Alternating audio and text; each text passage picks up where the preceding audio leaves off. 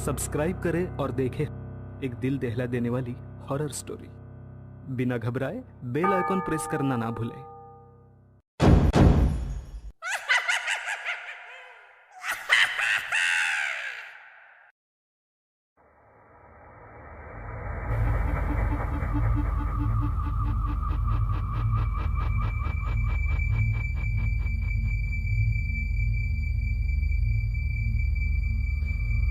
मैं उस डरावनी रात को कभी नहीं भूल सकता जिस रात मैंने मेरा सबसे अच्छा दोस्त खो दिया।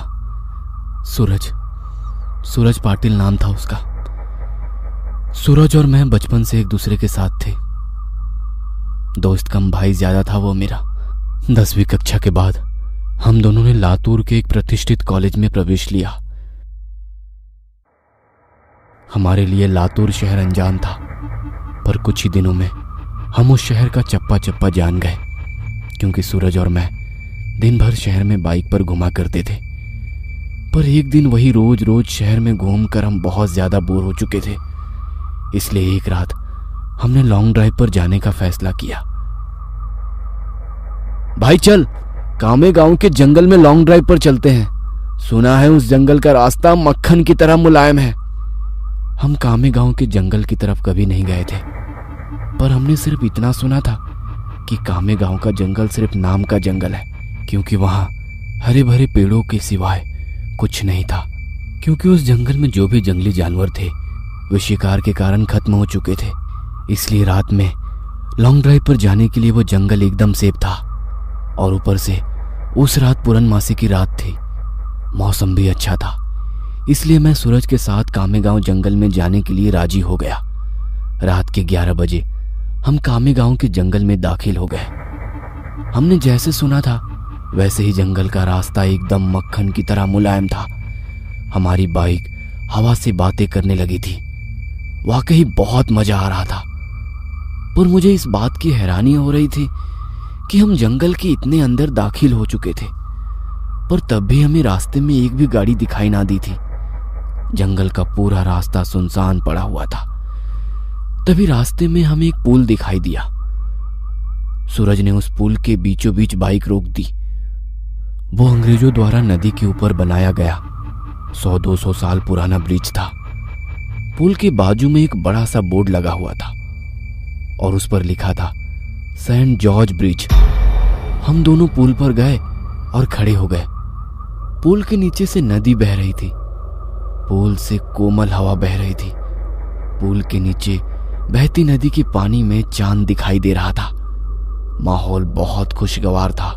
लेकिन इतने में दूर कहीं जंगल में से एक भेड़िए की रोने की आवाज आई।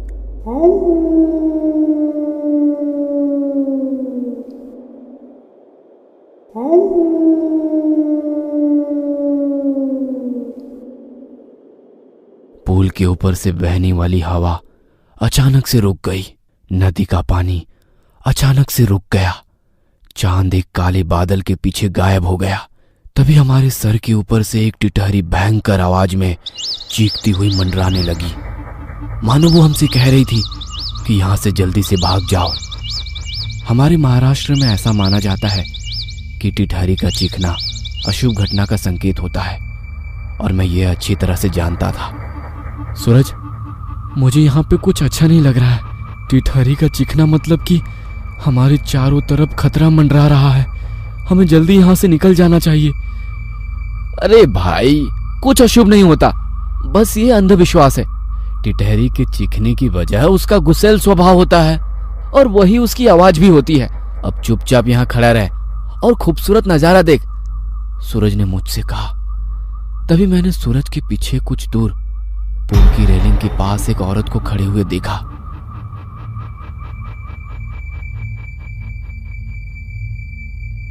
दूर से तो वो दिखने में सुंदर लग रही थी,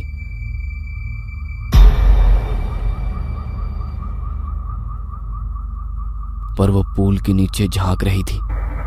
मैं उसकी तरफ देख ही रहा था कि इतने में वो औरत अपनी चप्पलें उतारकर पुल की रेलिंग पर चढ़ गई। सूरज, पीछे देख, वो औरत क्या कर रही है? मैंने सूरज से कहा। सूरज ने पीछे मुड़कर देखा। वो औरत अभी भी पुल की रेलिंग पर खड़े होकर नीचे देख रही थी। भाई, वो खुदकुशी करने की कोशिश कर रही है, सूरज ने मुझसे कहा। खुदकुशी, यह शब्द सुनकर मेरे हाथ पैर डर से कांपने लगे, क्योंकि जब मैं एक बच्चा था तब मेरे दादाजी ने खुद को फांसी लगाकर खुदकुशी कर ली थी, और वह मैं ही था जिसने उन्हें सबसे पहले फांसी पर लटकते हुए देखा था। ओ, नीचे उतरो, कहते हुए सूरज उस औरत को रोकने के लिए उसकी तरफ भागा, लेकिन मैं वहीं खड़ा रहा, क्योंकि मेरे आंखों के सामने फांसी पर लटकते हुए मेरे दादाजी आ रहे थे। उनकी बाहर निकली हुई आंखें और मुंह में से बाहर निकली हुई जीभ और फांसी पे हवा की वजह से झूलती हुई उनकी लाश, वह सब मेरे आंखों के सामने आ रहा था। ओ चाची, नीचे उतरो, सूरज और जोर से चिल्लाया। सूरज की आवाज सुनकर मैं अपने होश में आया। सूरज उस औरत के बहुत ही करीब जा पहुंचा था, पर तभी वो औरत नदी में कूद गई। तब तक मैं दौड़ते हुए सूरज के पास जा पहुंचा। वो औरत हमारे आंखों के सामने नदी में डूब रही थी और चीख रही थी, वाचवा मला कोड़ी तरी, वाचवा, वाचवा मला कोड़ी तरी। मतलब बचाओ, मुझे कोई बचाओ। पर हम सिर्फ उसे डूबते हुए देख रहे थे, क्योंकि हम दोनों बहुत ज्यादा डर गए थे। वाचवा, ये पुरानो मला वाचवा। वो औरत डूबते हुए हमारी तरफ देखकर चीखने लगी और मदद के लिए गुहार लगाई। उसकी दर्द भरी चीखें सुनकर मेरे तो रोंगटे खड़े हो गए थे, पर तभी सूरज ने उसका टी शर्ट उतारकर मेरे मुंह पर दे मारा और पूल की रेलिंग पर चढ़ गया। रुक जा सूरज, मैं तुम्हें नदी में कूदने नहीं दूंगा। मैंने उसका हाथ पकड़कर उसे रोका। मुझे छोड़, मैं उस औरत को ऐसे मरने के लिए नहीं छोड़ सकता, उसने मुझसे कहा, और मेरे हाथ से अपना हाथ छुड़ाकर वो भी नदी में कूद गया। सूरज नदी में कूदते ही उसने अपने आसपास देखा, पर उसे वो औरत कहीं भी दिखाई नहीं दे रही थी।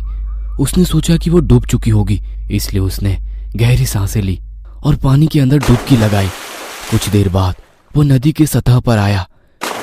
मिली क्या? मैंने चिल्लाकर उसे पूछा। नहीं, सूरज पानी में से चिल्लाकर मुझे बोला, और उसने फिर एक बार गहरी सांस ली और नदी में डुबकी लगाई। देवा, सापड़ू तेरे ती भाई। मैंने आंखें बंद करके भगवान से प्रार्थना की, और जब मैंने अपनी आंखें खोली तो मुझे एहसास हुआ कि मेरी दाहिनी ओर कोई है। मैंने झट से दाहिनी ओर देखा और मेरे पैरों तले जमीन खिसक गई, क्योंकि मेरे बगल में ही पूल की रेलिंग पर वही औरत बैठी थी जो कुछ देर पहले नदी में कूद गई थी। वो किसी जंगली जानवर की तरह पूल के रेलिंग पर बैठी हुई थी और नदी में सूरज की तरफ देख रही थी। हाय, कैसे शक क्या है, ये औरत तो अभी अभी नदी में कूद गई थी और मैंने खुद इसे नदी के पानी में डूबते हुए देखा था, तो ये अचानक से वापस इस पुल पर कैसे आ पहुंची? मैं मन ही मन सोच रहा था, पर तभी मेरी आंखें खुली और मैं समझ गया कि ये कोई औरत नहीं बल्कि एक चुड़ैल है, और मैं डर के मारे कांपने लगा। सूरज! मैं डर के मारे जोर से चिल्लाया। तभी उस चुड़ैल ने मेरी तरफ देखा, और जैसे ही उसने मेरी तरफ देखा मैं सिर से पैर तक कांपने लगा। उसका चेहरा काला और आंखें पीली थी, माथे पर बड़ा सा कुमकुम था और नाक में बड़ी सी नथ थी। उसके नुकीले दांत उसके मुंह से बाहर निकले हुए थे और उसके नाखून जंगली जानवर की तरह लंबे और नुकीले थे। क्या हुआ, मुझे ढूंढ रहे हो? उस चुड़ैल ने मुझसे पूछा, और डर के मारे मेरा गस्सा सूख गया। सूरज, हड़ाल! मैं फिर से चिल्लाया और मैंने पुल से नीचे नदी में देखा। सूरज पानी की सतह से हमें घूर रहा था। उसे भी पता चल चुका था कि वह कोई औरत नहीं, एक महिला नहीं बल्कि एक चुड़ैल है। सूरज हमें चौड़ी आंखों से देख रहा था। मैंने सोचा कि यह चुड़ैल अब मुझे इसी पुल पर चीर फाड़ कर मार देगी और फिर मेरे कच्चे मांस को चबा चबा कर खा जाएगी, क्योंकि मैं अकेले ही उसकी पकड़ में आ गया था और डर के मारे मैंने अपने पेंट में पेशाब कर दी।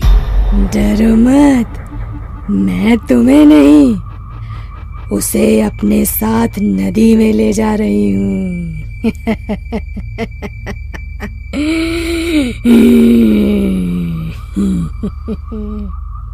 उसने मुझे नदी में तैरते सूरज की ओर इशारा करते हुए कहा।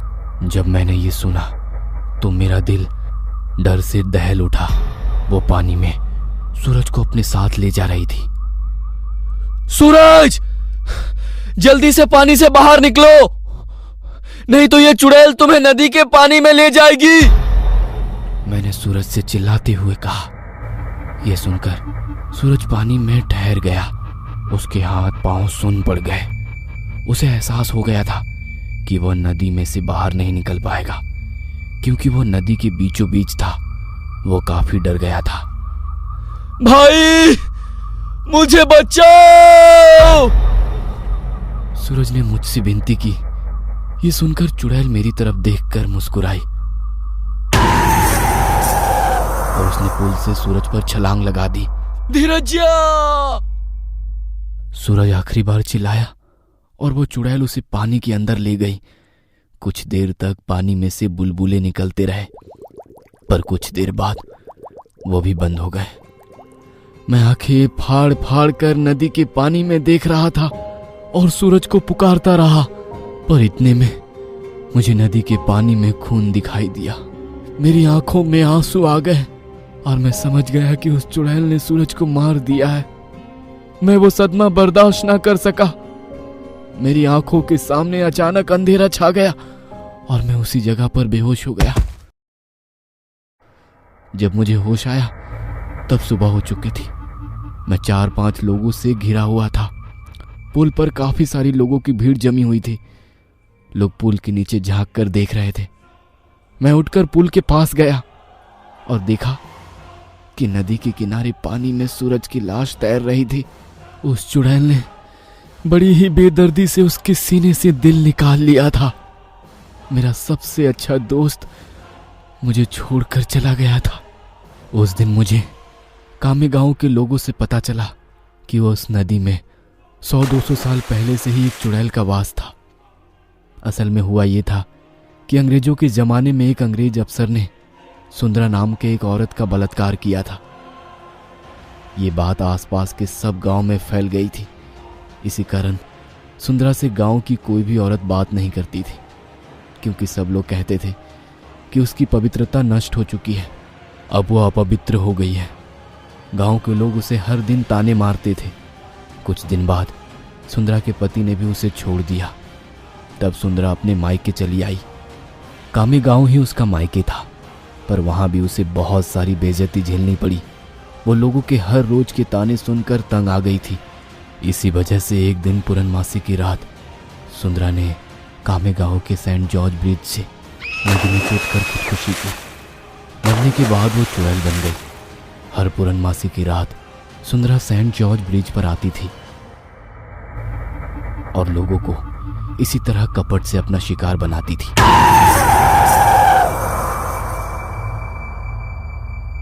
जब आसपास के गांव में ये खबर फैल गई कि कामे गांव के सेंट जॉर्ज ब्रिज पर चुड़ैल का वास है, तो लोगों ने रात को सेंट जॉर्ज ब्रिज की तरफ जाना छोड़ दिया। पर जिन लोगों को यह मालूम नहीं था वो सुंदरा का शिकार हो गए। कामे गांव के कुछ बुजुर्ग लोग ये भी कहते हैं कि 100 पुरुषों या लड़कों के दिल खाने के बाद वह चुड़ैल फिर से खूबसूरत जिंदा औरत बनने वाली थी। इसलिए वो सिर्फ पुरुषों और लड़कों को अपना शिकार बनाती थी और उनका दिल कच्चा चबा जाती थी। सूरज के मरने के बाद कामे गांव के सेंट जॉर्ज ब्रिज पर कभी भी वो चुड़ैल दिखाई नहीं दी। इसीलिए कामे गांव के लोग कहते हैं कि मेरा दोस्त सूरज उस चुड़ैल का 100वां और आखिरी शिकार था और उसके बाद वो जिंदा सुंदर स्त्री बन गई और अभी किसी आदमी के साथ वो एक सामान्य जीवन जी रही होगी।